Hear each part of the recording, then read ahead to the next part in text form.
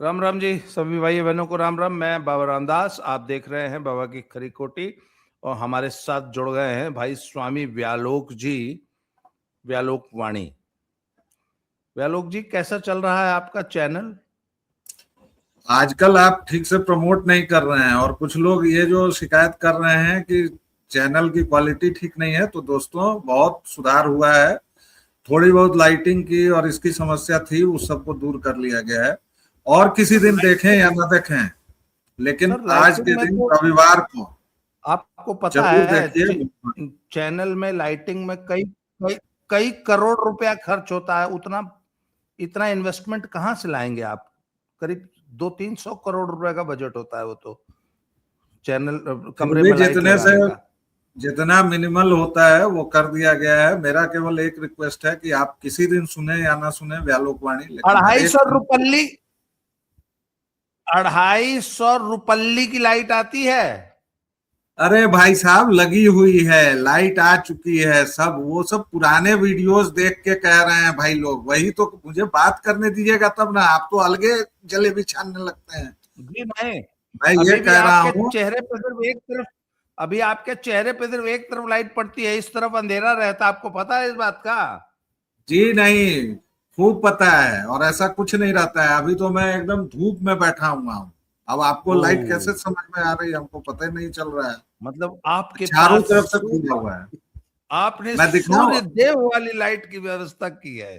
Sir ऐसा चलिए। है, सुनिए, कि मैं जिस पुल से आता हूं ना, उस पुल को सूर्य के बराबर माना गया है। यानी अगर शाम हो जाए और सूर्य का मुहूर्त है, ये मैं मजाक नहीं कर रहा हूं, तो मेरे कुल के किसी व्यक्ति को बिठा दिया जाता है कि आप सूर्य के प्रतिनिधि हैं। हम लोग सांब का इलाज करने शक्द्वीप से आए थे। शाकद्वीप ही है। खैर, इसी को आज कहते के हैं दिन जरूर व्यालोक ब्राह्मण वाणी सुने। ब्राह्मणवादी महाभारत की। श्रेष्ठता, अरे ब्राह्मणवादी सुनिए, श्रेष्ठतावाद जन्मता, अरे भाई, जन्मना, रिक्वेस्ट। जन्मना। आज तक आप मेरी जात श्रेष्ठतावाद। जानते हैं क्या?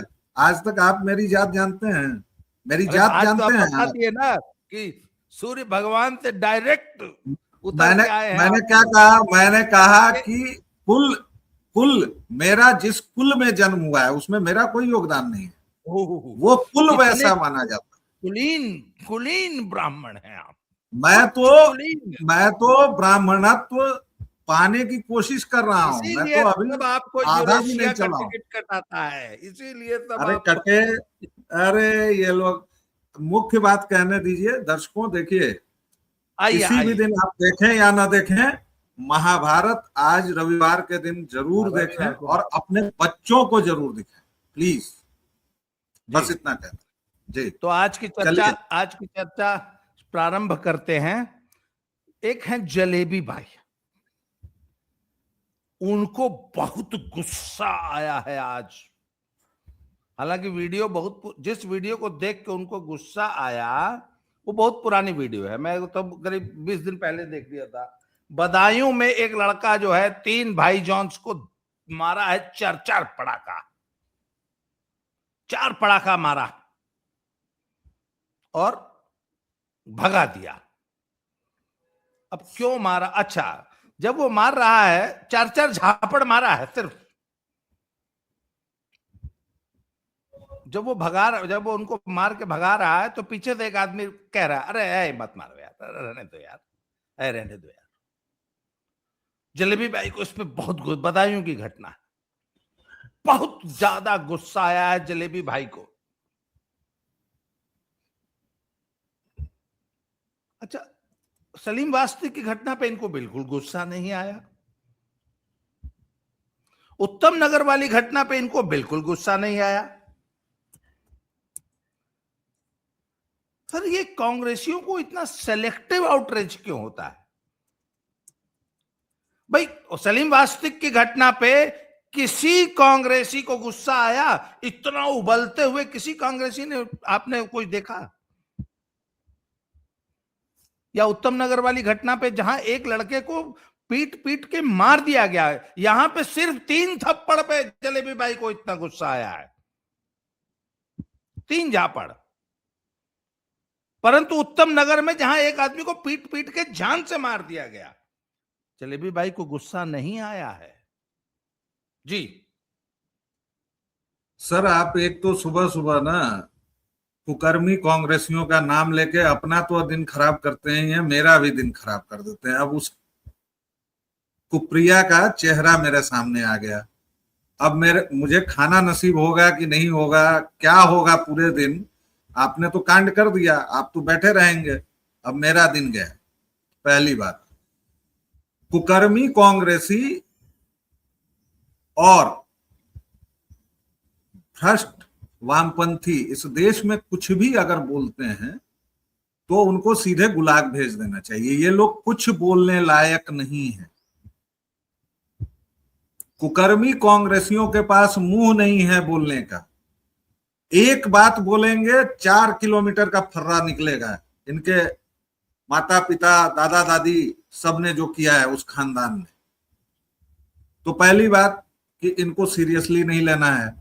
सीधी सी बात है कि कुप्रिया को ये लगता है कि जितना ज्यादा बोला जाएगा उतना मालिक खुश होंगे और उतना बढ़िया बिस्किट देंगे। हालांकि तपस्या में कमी रह गई है, इस बार भी कुप्रिया को भी नहीं भेजा। और वो एक और नौकर जो है, क्या नाम है उसका, जो बहुत बदतमीजी से बात करता है, वो भी शायद प्रवक्ता ही है या आईटी सेल का चीफ है, जो शीला दीक्षित का नौकर था पहले, पवन क्या नाम है, खेड़ा। तो पहली बात कि इन दोनों को सीरियसली नहीं लेना है। दूसरी बात, सिलेक्टिव आउटरेज। सिलेक्टिव आउटरेज नहीं है सर। आउटरेज केवल वहां है जहां दूसरे पक्ष में कोई मोहम्मडन नाम हो और कोई भी घटना हो, उस पर आउटरेज करना है ताकि मोहम्मडन वोट बैंक की फसल काटी जा सके, जिसको अभी रजाकार ओवैसी, उधर हुमायूं कबीर बंगाल में, और ऐसे कई और नेता जिस पर अपना अपना दावा करना है। ये पहली बात। बदायूं की घटना क्यों हुई थी भाई? क्या था बदायूं की घटना में? पुलिस ने तो इन्वेस्टिगेट कर लिया, अक्षय को जेल में भी डाल दिया। क्या हुआ था? एक लड़का युवक जा रहा है और मोहम्मडन्स की आपने आदत देखी होगी, मोहम्मडन्स कभी भी सड़क के किनारे नहीं चलते हैं, चाहे वो पैदल हो, बाइक से हो, या 4 पहियों से हो, या ट्रक से हो। वो हमेशा बीच सड़क पर रहता है, इसलिए क्योंकि उसके अब्बा हुजूर ने रजिस्ट्री करवा दी है सारी सड़कों की। देखिए, आप जड़ को समझिए। जड़ क्या है? मोहम्मदवाद है। मोहम्मदवाद क्या है? लूट और खुरेजी का एक पॉलिटिकल विचार। जैसे साम्यवाद है, जैसे क्रिश्चियनिटी है, उस तरह का पॉलिटिकल थॉट है। आखिर क्यों हर एक जगह सड़क पर नमाज क्यों पढ़नी है? क्यों चलती ट्रेन में नमाज पढ़नी है? क्यों? इसके पीछे हम लोगों ने कभी सोचा है? हम हिंदू सोचते नहीं। इसका कारण केवल यह है कि उनको कब्जा करना है, उनको गजवाए हिंद करना है। आपकी इंच इंच जमीन छीन लेंगे वो।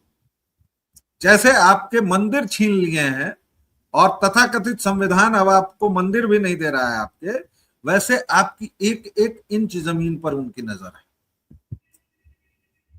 वो तीनों हरामखोर, नमक हराम मोहम्मडन जा रहे थे और इसको साइड नहीं दे रहे थे।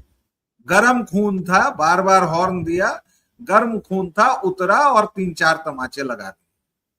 क्या गलत किया भाई? इसमें क्या गलत हो गया मुझे जरा बताइए। एक रंग का गुब्बारा फटता है, 4 बूंदें गिरती हैं किसी काली टेंट पर, काली कनात पर, क्योंकि ये लोग मनुष्य तो हैं नहीं, ये लोग तो कनाते हैं चलती फिरती। औरत हैं। औरत शब्द को अरबी में देख लीजिएगा गूगल करके। अपने घर की महिलाओं को और स्त्रियों को औरत कह के कभी मत बुलाइए। स्त्री जननांग, मैं दर्शकों की जानकारी के लिए बता दूं, अरबिक में स्त्री जननांग को औरत कहा जाता है। तो इसलिए महिला कहिए, स्त्री कहिए, नारी कहिए, जो मन है कहिए, लेकिन औरत अपने घर की महिलाओं को मत कहिए, वो गाली है। पहली बात। एक रंग का गुब्बारा फूटता है सड़क पर, आप जा रहे हैं, हम लोग सब जाते हैं, होली को बदनाम करने का कोई ये लोग मौका नहीं छोड़ते। पिछले साल हुआ था कि वीर्य भर के गुब्बारा फेंक दिया। अरे भाई, इतना वीर्यवान कौन हो गया? ये तो साला हम लोग वैदिक काल में चले गए, नहीं कि पूरा गुब्बारा में वीर्य से भर दिया। साला मतलब इंद्र वेंद्र भी ऐसा नहीं कर पाते होंगे। वेदों में भी मैंने नहीं पढ़ा है, वेद कहते हैं, आवाहन करते हैं कि तेजोसी तेजोमयी धे, वीर्योसी वीर्यमयी धे। हे देवता, तुम जो भी हो, तेजमय हो तो मुझे तेज दो, वीरवान हो तो मुझे वीर दो। लेकिन ये पूरा गुब्बारा भर लिया, और एक दो नहीं, 50 गुब्बारे। कौन वीरवान पुरुष है भाई? उसको निकाल के साले को भारत रत्न दो, खोजो उसको। इस बार इन्होंने ब्रज की होली को बदनाम करने की कोशिश की कि वहां लड़कियों से छेड़छाड़ हुई, ये हुई, वो हुआ। तुरंत आए लोग और उसको सेटल किया। आप सड़क से चलते रहते हैं, बच्चे बच्चियां गुब्बारा फेंकते हैं, हम लोग तो खैर नहा भी जाते हैं, उसका कोई बुरा क्या मानना है, वो तो अच्छा है, होली है। इस काली कनात को बुरा लगा, घर वालों ने माफी तक मांग ली। ये गलत किया, हिंदुओं की ये आदत सबसे बुरी है। माफी मांग ली, मामला हुआ कि चलो समझ लेते हैं।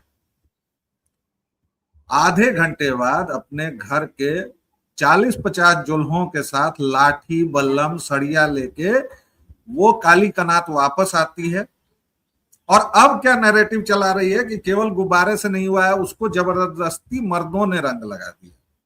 मान लीजिए कि लगा दिया, मान लीजिए, हालांकि लगाया नहीं है, लेकिन मान लीजिए, तो आप गर्दन उतार देंगे उसकी? कौन से समाज में रह रहे हैं? उसके 7 दिन पहले आई है, अभी ज्यादा दिन नहीं हुआ है, अभी सलीम भाई ठीक से बोलने लायक भी नहीं हुए हैं, पता नहीं उनकी बोली आ पाएगी कि नहीं, क्योंकि पूरा यही वेन ही काटा है, तो आई डोंट नो मतलब उनकी अभी की क्या स्थिति है। बस इतना पता है कि हाँ, जीवित हैं और चल रहे हैं, सांसें चल रही। कहीं कोई आउटरीच तो छोड़िए साहब, एक उल्लेख तक नहीं है। ये ससुरा मोहम्मद दीपक जो बना फिरता रहा है, हाँ, इसको नहीं दिखा सलीम वास्तिक पर क्या हुआ है। और ये अपनी दुकान चलाने के लिए राजनीति की, ये जबरदस्ती मोहम्मद दीपक, क्यों नहीं कोई श्रीराम अब्दुल्ला पैदा होता है इस देश में? माइकल मधुसूदन दत्त ही क्यों होता है? उल्टा क्यों नहीं होता है? क्यों? अब उसके लिए फिर दूसरा वीडियो जाना पड़ेगा, क्योंकि ये सनातन का लक्षण ही नहीं है। सनातन कभी किसी को कन्वर्ट नहीं करता है।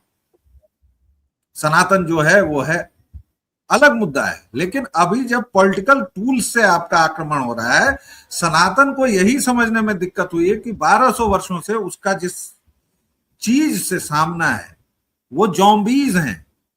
वो कोई रिलीजन नहीं है, कोई मजहब नहीं है, कोई धर्म तो बहुत दूर की बात है।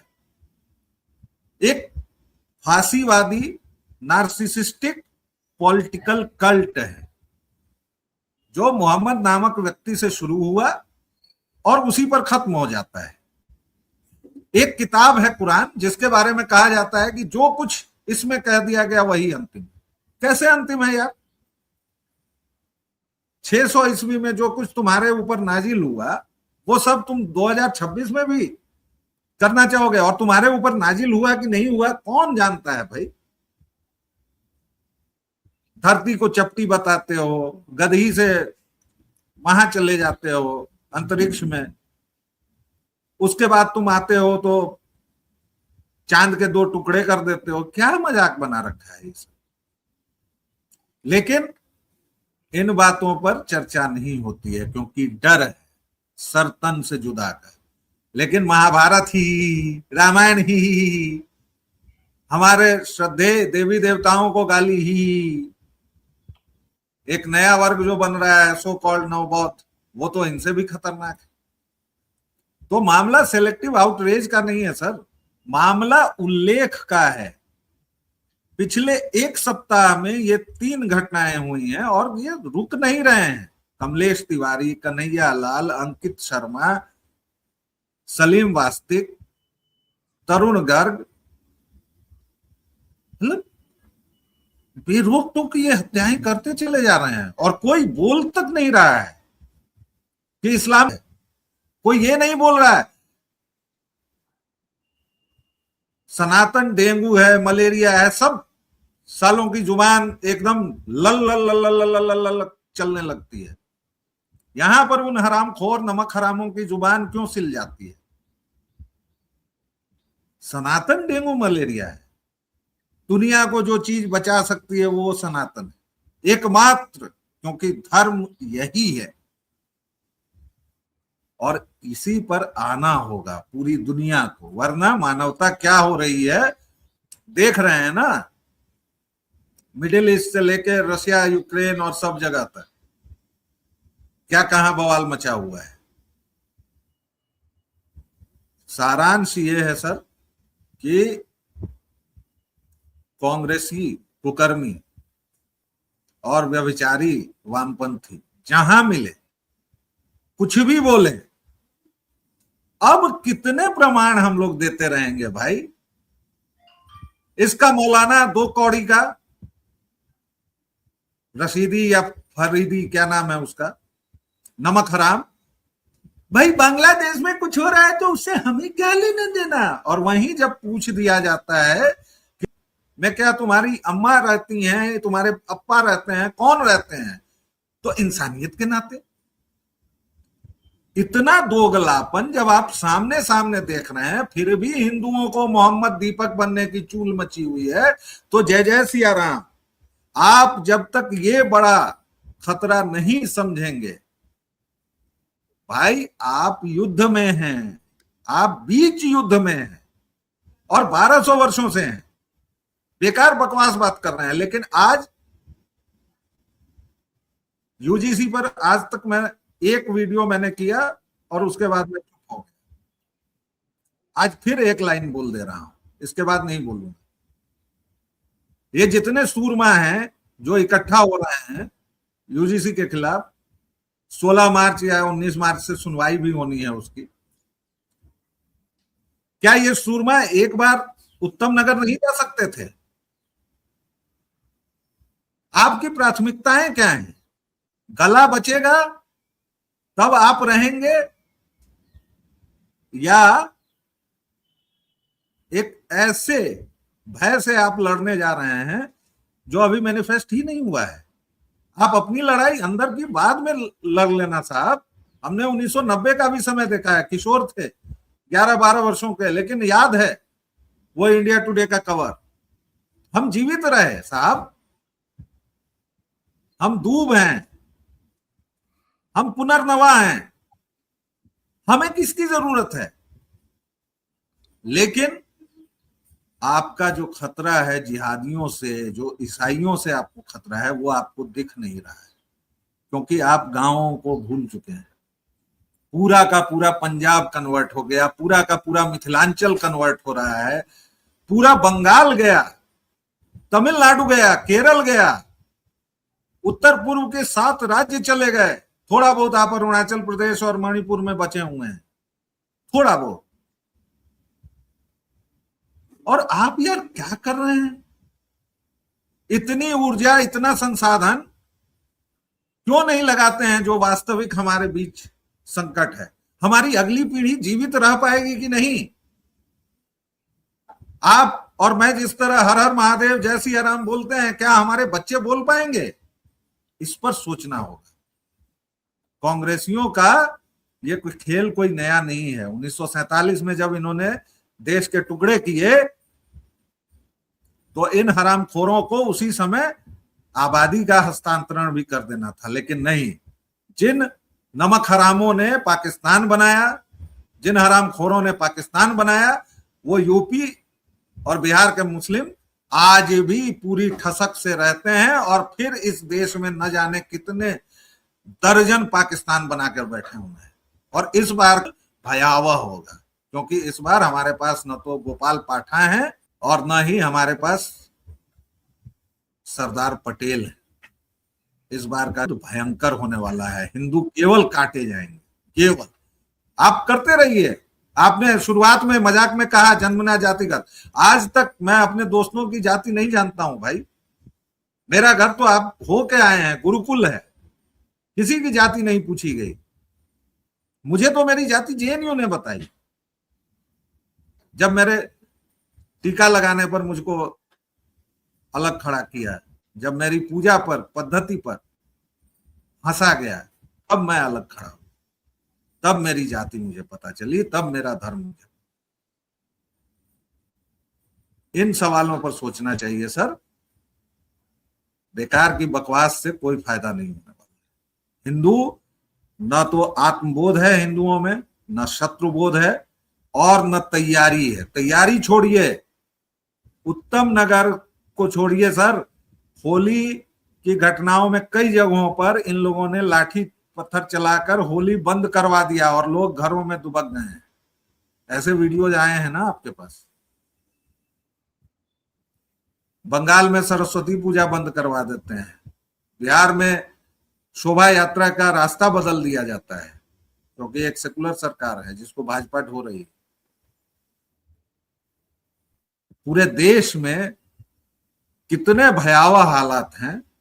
आप कभी ट्रेन से सफर करके देखिए, बस से सफर करके देखिए, तब आपको पता चलेगा कि हम कहां खड़े हैं। किसी सरकारी अस्पताल जाइए, किसी सरकारी योजना के लाभ में जाइए, मोदी जी वह सब कर दिया, 3,000 करोड़ दे दिया। अरे तुमको मना किया है जी? तुम जाते हो सरकारी अस्पताल? कौन सा हिंदू जाता है? रजिया जाती है, बच्चा भी पैदा करती है, सब कुछ करती भी है, और 10-20 बच्चे पैदा करती है, उसके बाद आयुष्मान भी लेती है। तो सवाल ये सब है सर। जलेबी बाई का सेलेक्टिव आउटरीच कोई नया नहीं है, बहुत पुराना है। कांग्रेसी कुकर्मियों से बात ही बंद कर देनी चाहिए जी। मैं आज की चर्चा को समाप्त करने से पहले जरा दर्शकों को एक सूचना दे दूं। मैंने एक नया चैनल शुरू किया है जिसका नाम है वज्र घोष।